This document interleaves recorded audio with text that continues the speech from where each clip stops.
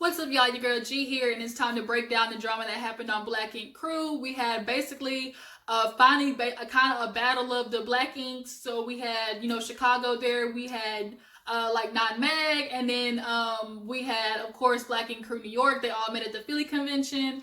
It was basically a mess because it's still like between this whole Kit drama, and I'm not really understanding why there's drama, period, because Caesar, at the end of the day, that was not your bitch. You never claimed her, like, at all. You did not want to make her your woman, so you can't be mad when she wants to go out and get her own peen, because you ain't giving her none. Like, I'm confused here. Where's the problem?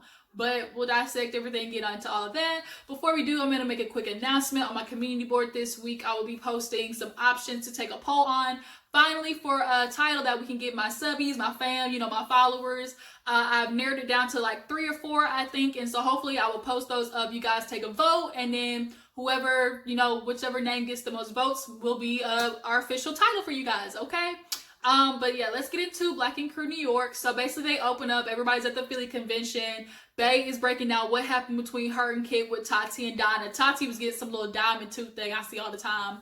But Bae was basically like, oh my God, Kit wasn't saying sorry. If she would just say sorry, it would be over. And Donna's like, oh my God, yes, that's it, because she's so fake. And I'm confused because it's like, the real relationship, honestly, that was actually like real friends was Bae and Kit did have, a genuine friendship, and Tati and Kit did have a pretty close relationship. So Tati, regardless of how you want to say Kitty was being fake and not owning up to the thing with Caesar, like, you were the one who fucked her over. You're her friend, and you were gonna go tell C's what she was doing, and that was not your place to do that. If Kit went to tell him, she would have told him herself, but she was out there trying to be all up on his dick because you want to keep your job. But at the end of the day, like, you were fake because you were talking on both sides of your neck. You can't be best friends with Kit and then stab her in the back because C's wants to know she's messing with Ryan. Like, that was none of his business. If he wanted to know, like, Kit would have told him if there was something worth going on, but she not gonna tell him because at the end of the day, Caesar was not putting no name on what they were doing. Like, he kept trying to basically drag her along,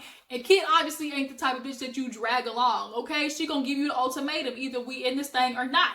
But regardless, y'all are sitting there trying to put everything on Kit, and y'all have a lot more involvement in this than y'all are trying to lead up to. Everything is not just Kit's fault.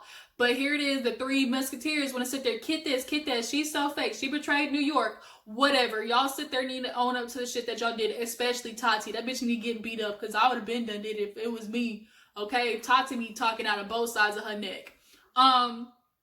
But Bae took her anger out swinging that damn jacket. Kit was over there talking to Ryan about what happened. She's like, Bae done knocked my expensive glasses off with her jacket. But, that's the problem right now with New York. They always do ghetto shit like that and everything. And Ryan was just like, you gotta let it go. So then I guess we see Van and Caesar are having a moment. They've become cool. I guess Van came to New York one moment and he was basically telling him like, oh, Van out of a job, okay? He's sending the unemployment line. So he looking at C's like, oh my God, I hope you got a booth open for me, because Ryan just dumped Van's ass, and now Van wants to take it as he was being, manipulative and two-faced and stuff like that. But let's keep it real, okay? Van went over to talk to Caesar, and they want to have basically a butt buddies meeting about why we hate Ryan, and it's like, Ryan is about his business, his empire. Sees, you did the same thing that Ryan's doing. You had to fire people. You had to let people go. So why is when Ryan's doing it, all of a sudden it's messed up?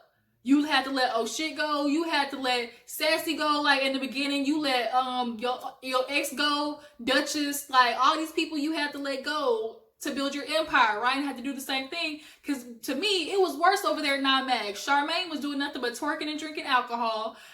Van was doing nothing but freaking up people's tattoos, and like it was bad over there. Don wasn't doing nothing. He just now learned how to freaking do piercing this last season. So everybody was over the causing wreaking havoc. What's the goddamn Mexican girl? Is her name Lisa? Something like that. Lydia, the little Mexican chick that was fighting every goddamn week. She was causing wreaking havoc on the shop, and he left the shop to Van at one point because he opened the new Not Mag. Van, you get the Not Mag, and you did absolutely nothing with it. You had an opportunity to show Ryan that you was about the business and you could have did something with shop, but you didn't. It basically turned into another Party Central, nothing but thugs and gangs hanging up in there. They occupying the space when people walk in. It don't even look like a tattoo shop. So C's and Van's in there talking about how, you know, they don't like Ryan, he's manipulative, how he's an asshole, all this type of stuff. Van feels like he got dropped. But if you was on your P's and Q's and doing what you were supposed to be doing, you would be with Van right now, okay? It is what it is. I'm sorry your ass ain't got a job right now, but obviously it's looking like C's might hire you. But after they get done trying to dish on Ryan and whatnot, they go back into the Philly convention. So then we see, I guess they're all supposed to meet at the strip club later in the episode. I think that's what they do. Did they meet at the strip club before? I think so. Yeah. So they end up meeting up, everybody meeting up at the strip club after that, and everybody's there from, you know, Black Ink Crew New York, and then Non-Mag. Black Ink Crew New York gets there first. They vibing in their section, and Non-Mag walks in, and they're both pulling the I know you see me, see you, see you, but I'm not gonna act like I see you because I know I see you, see me, and I'm not gonna acknowledge that I'm watching you watch me. Like, they were basically doing that. Like, they were trying to vibe, but they of course looking at the side of their eye at the other, you know, basically at the enemies across the club. So then Caesar's like, yeah, I got something for Ryan's ass. The way he gonna betray me after I done did everything for him, I got something for Ryan. So Benny Siegel was there, and he's, you know, artist and whatnot, and he goes on stage, performs his little song, and then Caesar gets on the mic and was like, yeah, Black Ink Crew New York, what's up? I got a surprise for y'all. We done took over the East Coast or something like that, so now it's time to move to the Midwest. We gonna have Black Ink Crew Chicago, and everybody started cheering. And of course, Ryan, Donna, and Four are all looking like, the fuck? What do you mean Black Ink Crew Chicago? So of course Ryan is feeling disrespected because he's like, oh, okay, you want to go there. Okay, you gonna have a bitch let you get in your feelings like that to where you gonna try, you know, step on my turf. So then Ryan finally looks at C's like, man, let's go outside and talk this out. So they go outside, everybody's huddled up. It's like a huddle of niggas outside. Like, we don't know if it's gonna get physical or not. But between Ryan and C's, ain't neither one of them niggas gonna fight, okay? Between a fight though, C's gonna get that ass beat. I'm sure Ryan, Ryan gonna clock C's. But basically, he was like, man, you knew better. You could have told me. Why am I getting videos sent to me by your team with you messing around with Kitty talking shit about me? And he's like, man, ain't nothing going wrong. There ain't nothing going on with me and Kid. So of course, C's is like, oh, so now you lying straight to my face like his confessional. And Kit's over there on the side like, oh, now I'm your ex, but before I wasn't your ex before then, so why am I now your ex? Why you mad over a bitch that wasn't even yours? And that's kind of how I feel. I'm like, Kid was never yours. You didn't want to claim the hoe. So now you want to be mad at Ryan. So, you know, Ryan had to tell him, look, your slip showing, like how Married to Medicine when Mariah told Jackie your slip showing. That's basically what Ryan told C. He's like, man, pull your skirt down, pull your skirt down. So they end up walking away. Everybody's back in New York. We see Walt come in the shop. He's telling them about how him and Jess are struggling. They don't want to get married because obviously the old stuff came up in therapy session.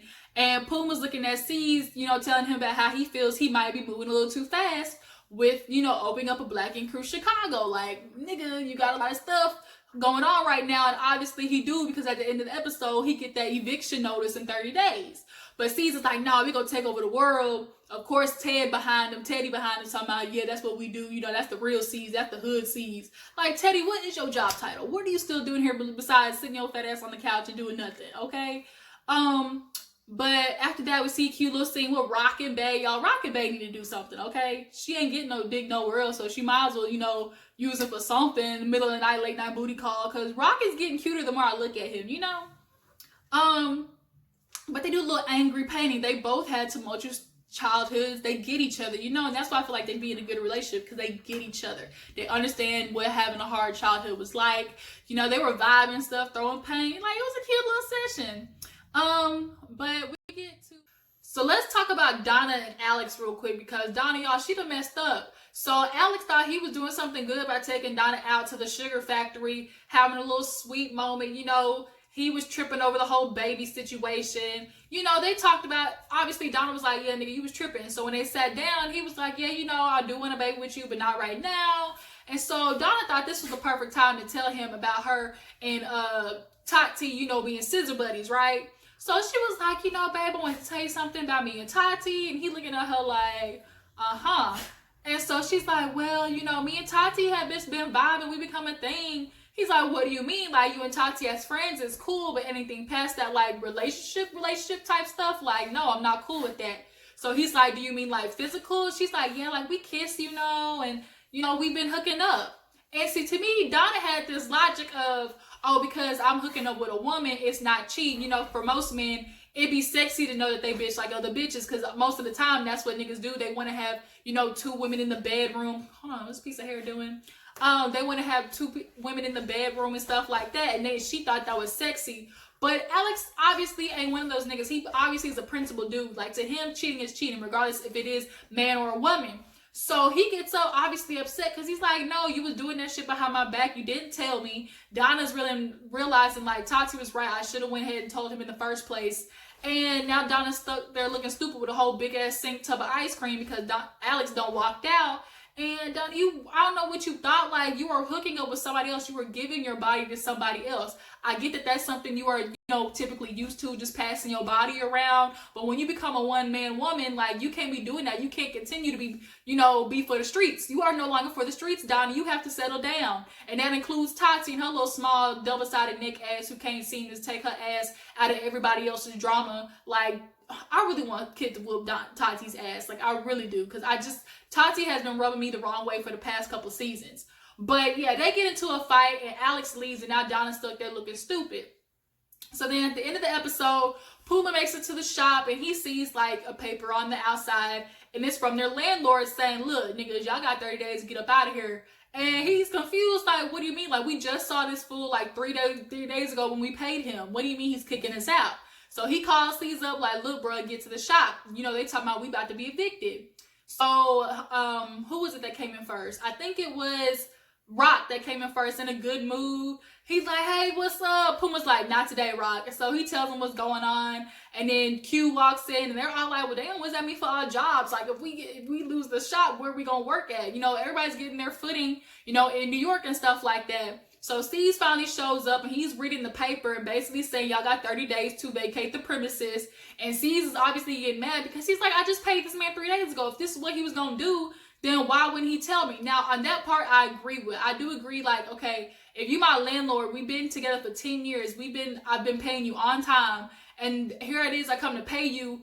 And 3 days later, you're going to stick an eviction notice on my shop. Like, it was shady. It was some fugazi type stuff. Like, as a landlord, you could just give me that respect of, you know, of telling me this is what you're gonna do. If I've been paying you for 10 years, especially on time, we never had no problems. So I feel like that was typically probably some old white man type stuff. But now Caesar's in the back, like, having his head explode because he's thinking, I should have bought the building. I should have did this and that. And it's like, well, nigga, you would have did this and that and paid attention had you not been all up Kit's puss and worry about whether or not Ryan was licking it or not, okay? Like, you should have been leaving that shit alone over a bitch that's not even yours and you wasn't even claiming. Like, I'm confused about that shit. But nonetheless, Puma's back there trying to calm him down, and everybody's worried about C's because he's like, I done failed, I done let everybody down. The flagship, this is the flagship. Now, to keep it real, C's, like, y'all could stand to lose 113th because the shit look like a hole-in-the-wall club. Like, it barely got any, like, dividers where the rooms are at. Like, the shit look tacky. Like, y'all can stand to find a new place as y'all's flagship. I get it, it's the #1 spot, but if you want to grow as a business, that means letting go of old stuff. So Puma's like, look, we got 30 days to fight this. We gonna get through it. We gonna make sure. And if we can't, we gonna burn this motherfucker down. I said, oh, now we catching arson charges now, Puma? And you a nigga in New York, they gonna lock your ass up real fast, okay?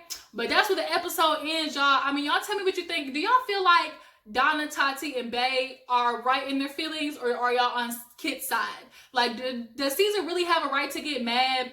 And how do y'all feel about him opening up a shop in Chicago? Do y'all feel like he was doing that on a business venture? Like, it's smart for him? Or was he just on some, you know, like, bitch nigga stuff like Ryan said? He's showing his slipper. He need to pull his skirt down, okay? But y'all tell me what you think. And don't forget to go look out for my community page. Hopefully, next couple of days, I should be posting the options of what we are going to do for the names of you guys, for my subbies, my followers. I appreciate you guys for tuning in. Don't forget to like this video, subscribe to my channel, and I will catch y'all guys on the flip side. Deuces.